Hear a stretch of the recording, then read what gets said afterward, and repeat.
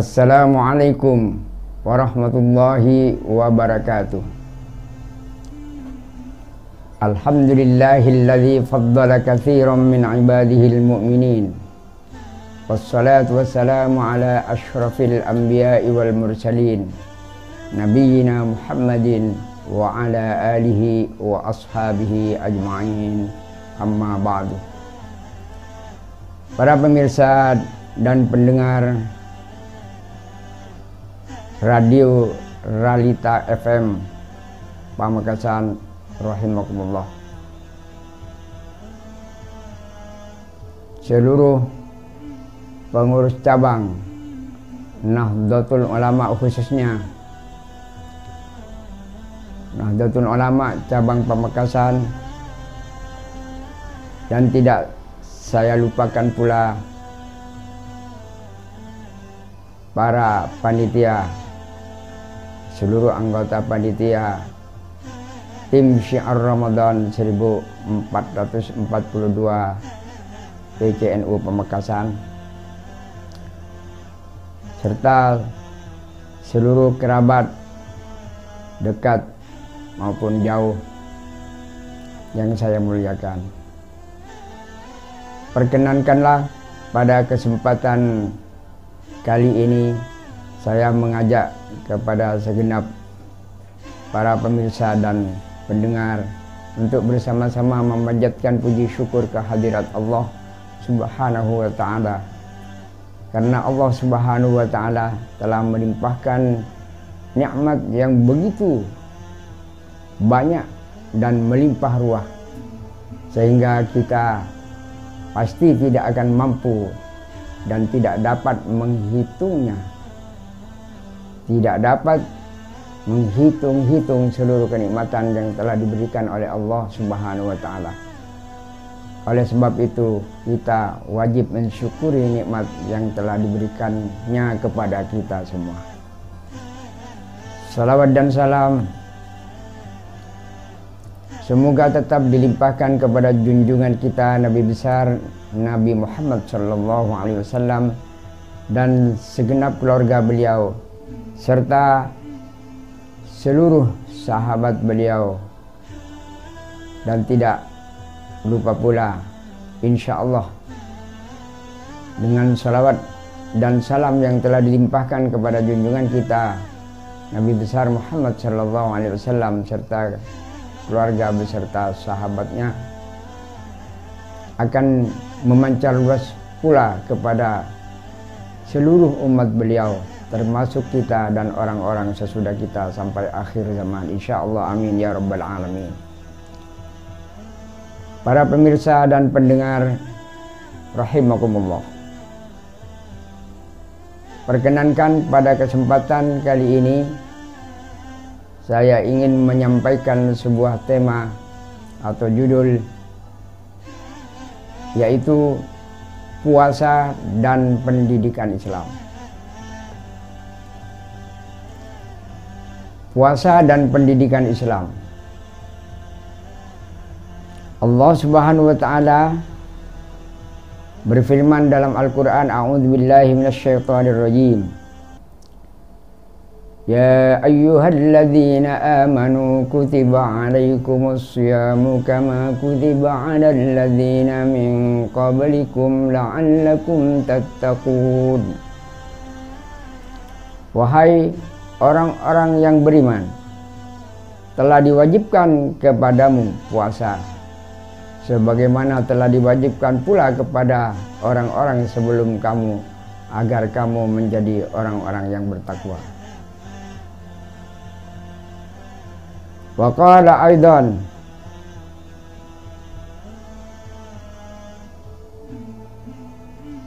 a'udzu billahi minasyaitonir rajim, ya ayyuhalladzina amanu qu anfusakum wa ahlikum nara. Wahai orang-orang yang beriman, qu, jagalah anfusakum, dirimu,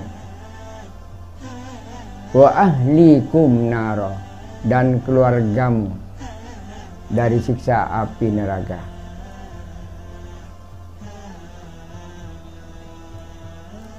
Wa qala Rasulullah sallallahu alaihi wasallam,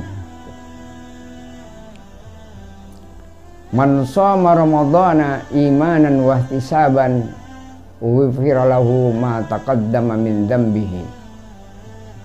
Barang siapa yang berpuasa imanan karena beriman, wahtisaban dan mengharap ridha Allah, ghufira lahu ma taqaddama min dzambihi, pasti diampuni baginya dosa-dosa yang telah lalu.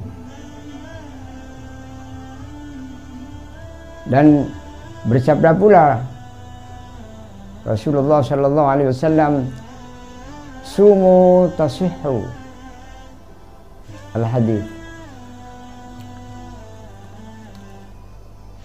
Berpuasalah kamu, sumu, berpuasalah kamu, tasihhu, pasti kamu menjadi sehat. Para pemirsa dan pendengar rahimakumullah. Nah, dari ayat 183 surah Al-Baqarah tadi, Allah menegaskan dan mewajibkan kepada kita untuk melaksanakan puasa, mengerjakan dan menunaikan puasa selama 1 bulan sutuk di bulan Ramadan, agar kita menjadi orang yang bertakwa. Nah, kita semua sudah mengerti apa itu takwa dalam istilah agama kita. At-taqwa huwal imtithalu li awamirillahi wal ijtinabu an nawahihi. Takwa adalah melaksanakan segala yang diperintahkan oleh Allah Subhanahu wa taala dan menjauhi segala apa yang dilarangnya. Ini jadi jelas bahwa takwa itu sangat simpel dan sederhana, tetapi maknanya sangat dalam. Berkaitan pula man amila shalihan fali nafsih wa man asaa fa 'alaiha wa ma rabbuka bidzallamin lil 'abid, al-ayah. Barang siapa yang beramal saleh, maka akan dia miliki sendiri. Wa man asaa fa 'alaiha, dan barang siapa yang berbuat buruk, berbuat jelek, berbuat jahat, fa'alaiha, maka dia harus tanggung sendiri.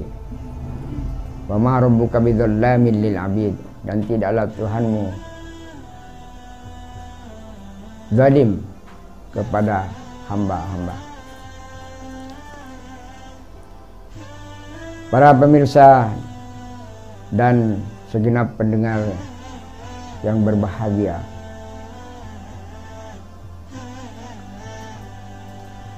dalam hadis Rasulullah sallallahu alaihi wasallam disebutkan sumu tasihhu, yang saya sebutkan tadi, berpuasalah kamu,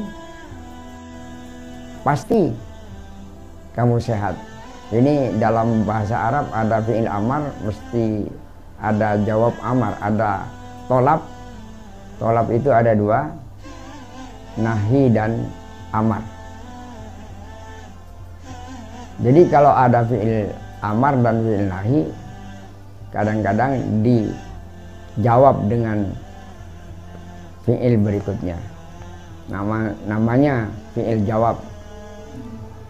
Ada fi'il syarat, ada fi'il jawab. Tasihhu, itu pasti Allah, Rasulullah SAW memastikan siapa yang berpuasa pasti sehat. Nah, kita harus meyakini bahwa puasa itu membawa sehat. Nah, ini ada maknanya bahwa puasa itu mengandung pendidikan rohani dan sekaligus pendidikan jasmani. Nah, kembali kepada pendidikan Islam. Seperti yang saya sampaikan tadi dalam surah At-Tahrim ayat 6. Ya ayyuhalladzina amanu, wahai orang-orang yang beriman, qu anfusakum, jagalah dirimu, wa ahlikum, dan keluargamu, naro dari siksa api neraka. Jadi berarti kalau kita disuruh menjaga diri kita dari siksa api neraka, jadi kita harus sebelum mendidik orang lain, kita harus mendidik diri kita sendiri. Sebelum kita mendidik anak-anak kita atau umumnya murid-murid kita misalnya, kita harus mendidik diri kita sendiri sebelum mendidik orang lain. Qu anfusakum wa ahlikum. Nah, kata-kata ahli ini ahlikum. Ini jamak dari ahluna, ahlina, tapi karena mudhof nunnya dibuang. Jadi ahlikum, jadi yang dimaksud ahlun dalam sebuah kamus itu tidak harus keluarga yang berketurunan nasab, tapi juga keluarga yang tidak ada hubungannya dengan nasab. Misalnya keluarga besar madrasah, keluarga besar pesantren, makanya ahlun bermakna ke sana. Jadi tidak harus keluarga yang sifatnya suami istri dan anak-anak, tetapi termasuk kelompok-kelompok organisasi, dan itu anggotanya termasuk ahlun. Jadi kita ini sangat luas artinya ahlikum naro itu. Baik, supaya tidak terlalu luas, jadi pendidikan Islam ini puasa termasuk bagian penting dari pendidikan Islam. Karena seperti yang disebutkan tadi ayat dan sekaligus firman Allah dan sabda Rasulullah SAW, puasa itu membawa kesehatan dalam rohani sekaligus jasmani.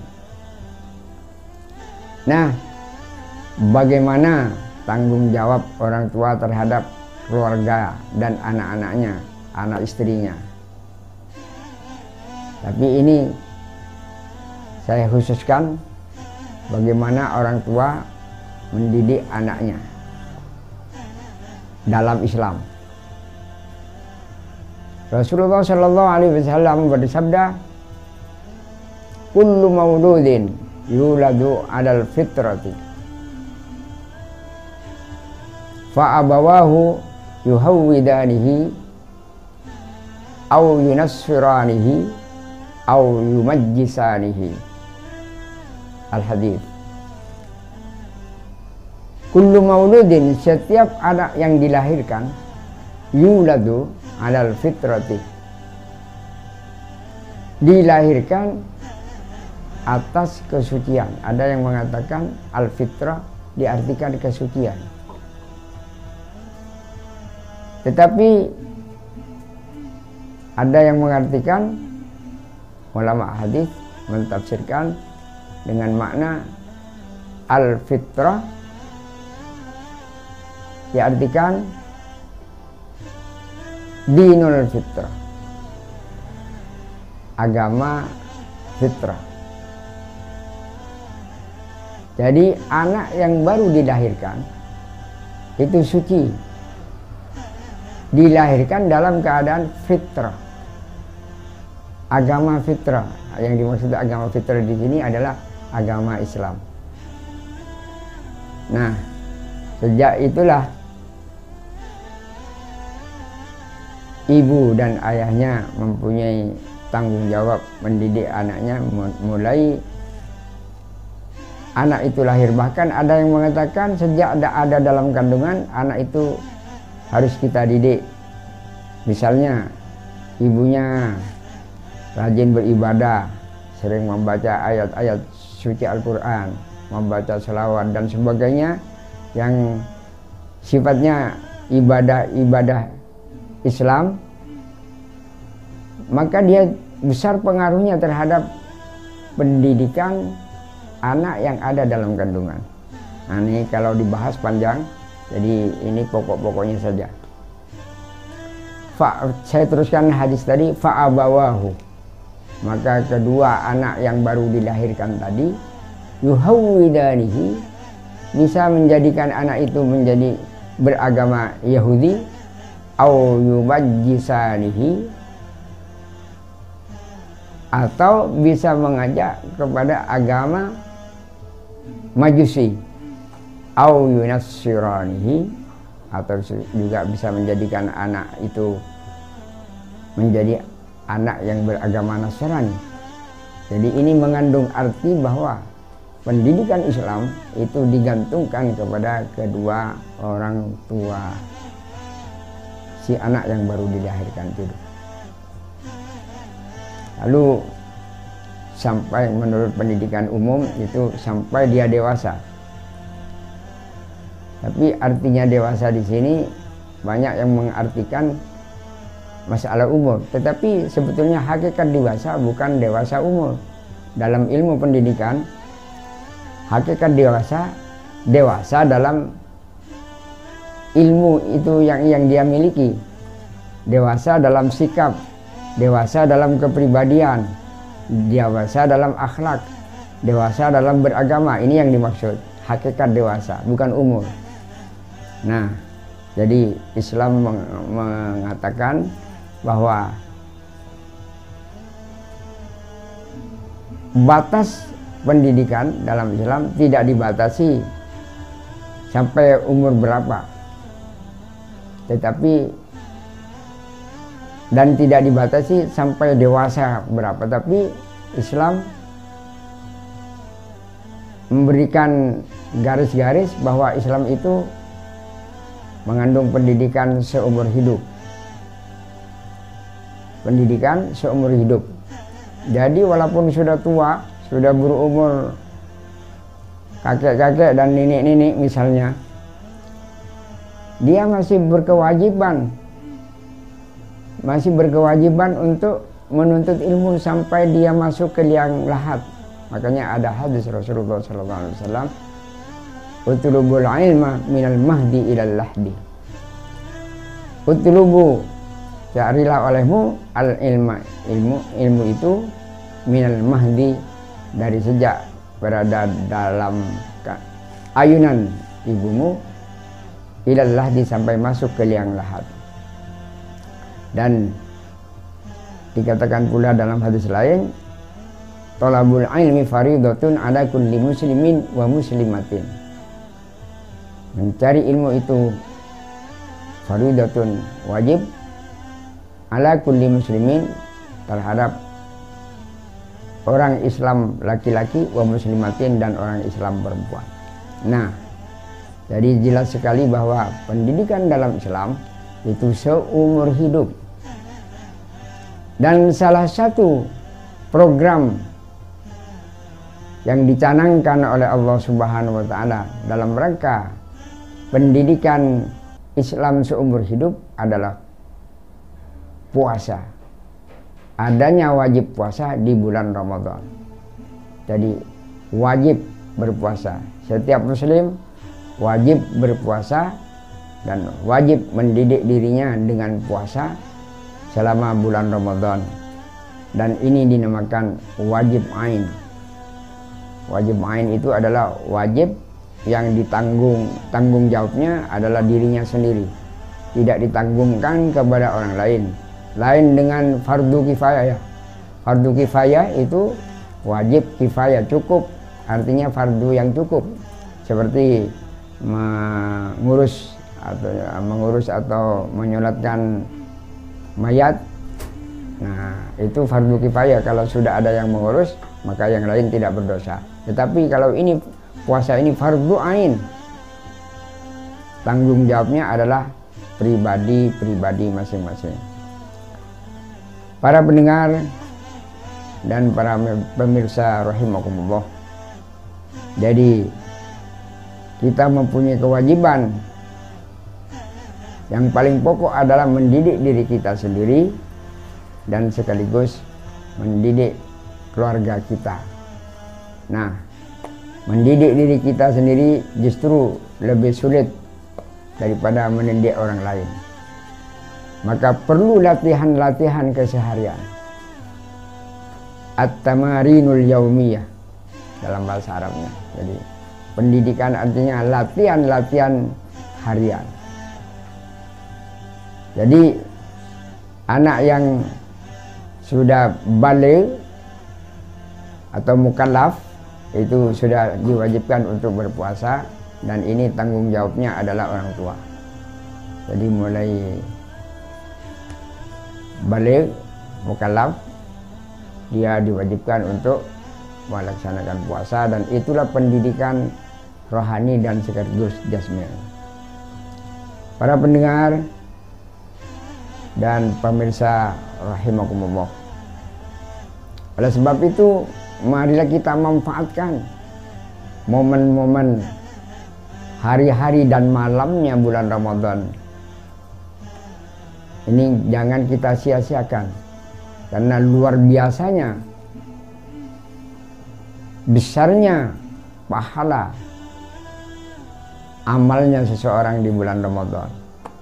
Ada yang mengatakan bahwa amalnya seseorang muslim di bulan Ramadan ketika dia beramal dilipat gandakan menjadi 1000 kali lipat. Ada yang mengatakan seperti itu. Para pemirsa dan para pendengar rahimakumullah. Jadi mari kita penuhi kegiatan-kegiatan Ramadan dengan kebiasaan-kebiasaan membaca ayat-ayat suci Al-Quran, bertadarus Al-Quran, melaksanakan sholat tarawih, bersedekah, mengadakan zikir malam, sholat malam, dan sebagainya, amal-amal soleh yang lain. Mari kita perkuat sehingga apa yang kita amalkan akan menjadi pendidikan bagi masing-masing pribadi kita. Nah, itulah pendidikan puasa dan pendidikan Islam. Para pemirsa dan pendengar rahimakumullah, sebetulnya amal itu mudah, amal soleh itu mudah, sangat mudah. Tapi kita sering tidak sadar bahwa amal soleh itu mudah. Karena Allah itu memberikan pahala sebesar apapun amal kita,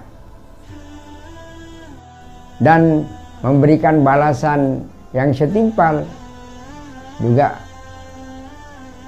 seberapapun amal jelek yang kita amalkan.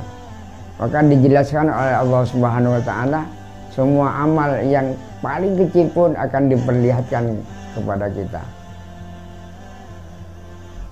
Allah menegaskan dalam Al-Quran, a'udzubillahi minasyaitonirrajim, wa may ya'mal mithqala dzarratin khairan yarah wa may ya'mal mithqala dzarratin syarran yarah.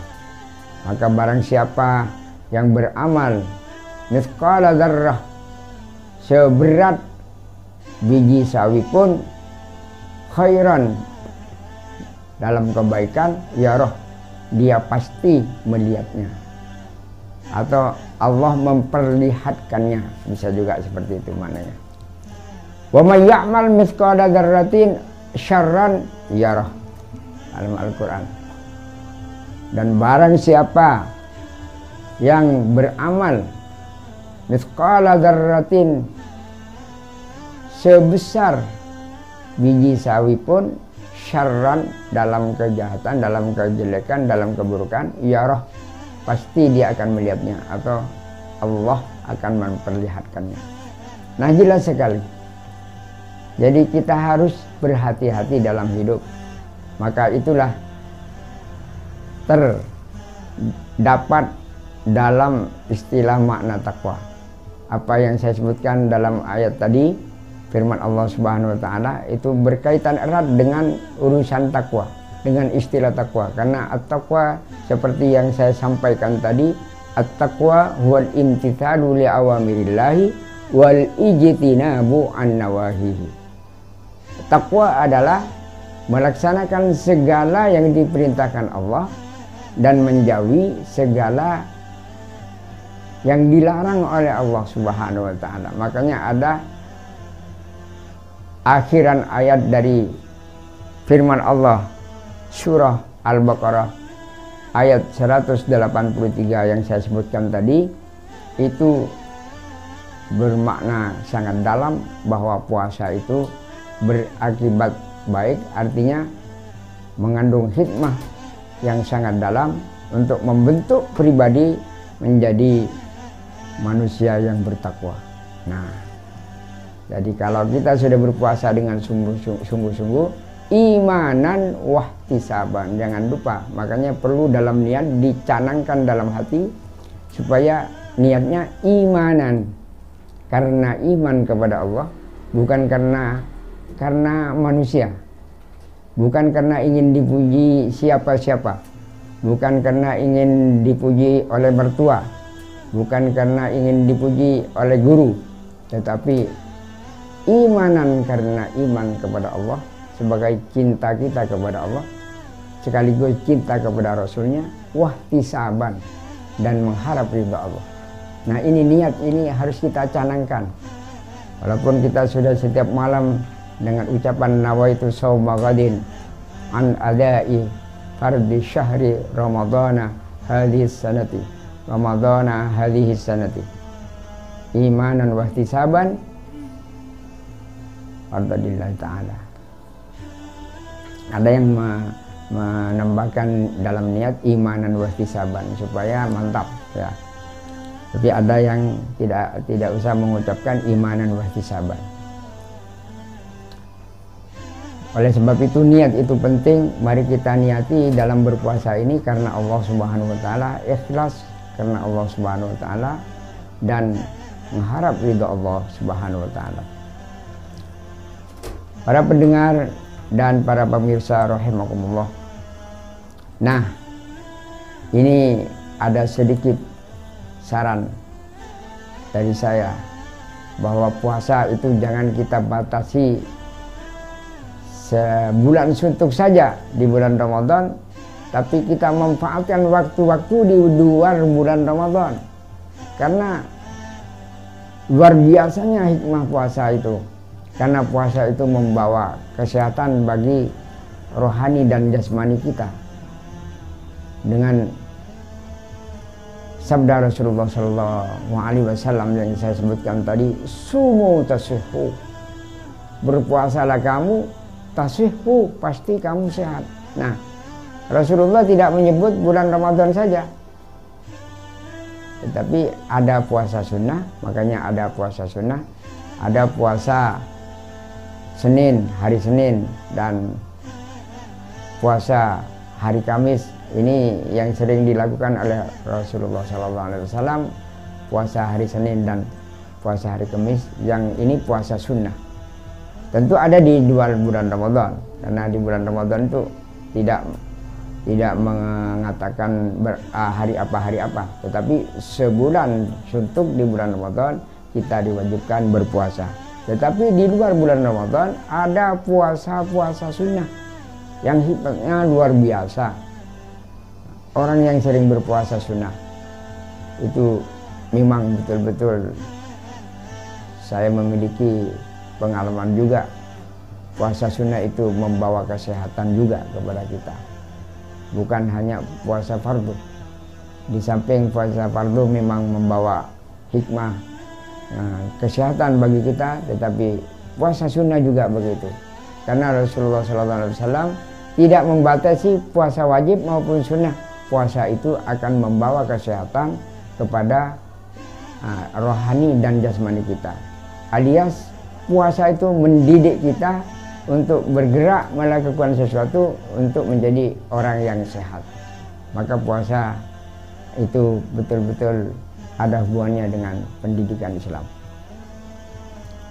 Dan puasa itu mendidik kita untuk menjadi orang yang bertakwa, sehingga apa yang harus kita lakukan dalam kebaikan kita lakukan, dan apa yang harus kita tinggalkan dalam kejahatan dan keburukan kita tinggalkan. Ini makna rohaniah, makna yang dalam, makna hakiki daripada firman Allah Subhanahu wa taala dalam surah Al-Baqarah 183 seperti yang saya sebutkan tadi. A'udzubillahi minasyaitonirrajim. Ya ayyuhalladzina amanu, wahai orang-orang yang beriman, kutiba alaikumusyamu, telah diwajibkan kepadamu puasa, kama kutiba alal ladzina min qablikum, sebagaimana telah diwajibkan kepada orang-orang sebelum kamu, la'allakum tattaqun, agar kamu menjadi orang yang bertakwa. Ini firman Allah Subhanahu wa taala. Dan sabda Rasulullah, saya ulangin lagi, sumu tasihu, berpuasalah kamu, pasti kamu menjadi orang yang sehat.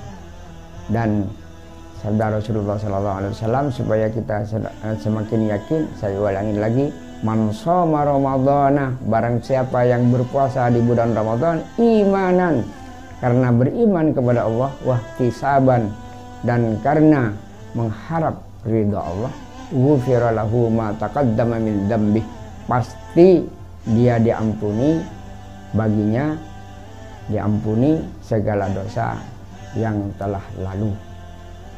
Kiranya andaikan waktu masih ada, saya masih bisa menyempatkan untuk memperpanjang uraian ini, tetapi karena keterbatasan waktu, maka saya cukupkan sampai sekian. Mudah-mudahan apa yang saya sampaikan ini betul-betul bermanfaat bagi kita semua dan bagi masing-masing kita, di mana puasa itu akan mendidik kita, pasti mendidik kita baik dalam rohani maupun jasmani. Dan puasa itu dipastikan oleh Rasulullah membawa sehat bagi orang yang melaksanakan puasa itu, baik itu puasa wajib maupun puasa sunnah, yang insya Allah nanti kalau sudah selesai Idul Fitri ada yang namanya Sitam min Syawal, ada puasa 6 hari sesudah Idul Fitri. Makanya di Madura ada telasan petok. Nah, telasan petok itu telasan ketoprak karena habis puasa 6 hari itu gitu. Jadi setelah berhari raya masih disuruh berhari raya lagi. Wah, nikmat luar biasa menjadi umat Islam, karena habis hari raya yang besar masih ada hari raya lagi. Nah, kalau dalam drama itu ada sandiwara, ada apa namanya, ada akhir cerita itu nikmat, dan diakhiri dengan sepoi-sepoi nikmat gitu. Maka kita laksanakan Sitam min Syawal, puasa sunnah 6 hari sesudah puasa wajib di bulan Ramadan selama sebulan suntuk. Dan mudah-mudahan Allah Subhanahu wa taala memberikan kekuatan kepada kita dan memberikan kenikmatan kepada kita dalam hidup ini, sehingga kita betul-betul menjadi hidup yang berbahagia dengan sehat lahir maupun batin, dengan takwa kehadiratnya sesuai dengan apa yang diperintahkan oleh Allah Subhanahu wa taala dan sesuai dengan apa yang dilarang oleh Allah Subhanahu wa taala. Maksud saya, apa yang diperintahkan oleh Allah Subhanahu wa taala, mari kita bergigih untuk melaksanakannya, dan apa yang dilarang oleh Allah Subhanahu wa taala hendaknya kita berjuang untuk meninggalkannya, karena sebetulnya perjuangan yang sebenarnya itu adalah jihadun nafs, berjuang melawan hawa nafsu, artinya berjuang meninggalkan segala yang dilarang oleh Allah Subhanahu wa taala. Sekian, mudah-mudahan bermanfaat. Wabillahi taufiq wal hidayah war ridha wal inayah wallahul muwaffiq ila aqwamit thoriq. Ihdinas shiratal mustaqim. Wassalamualaikum warahmatullahi wabarakatuh.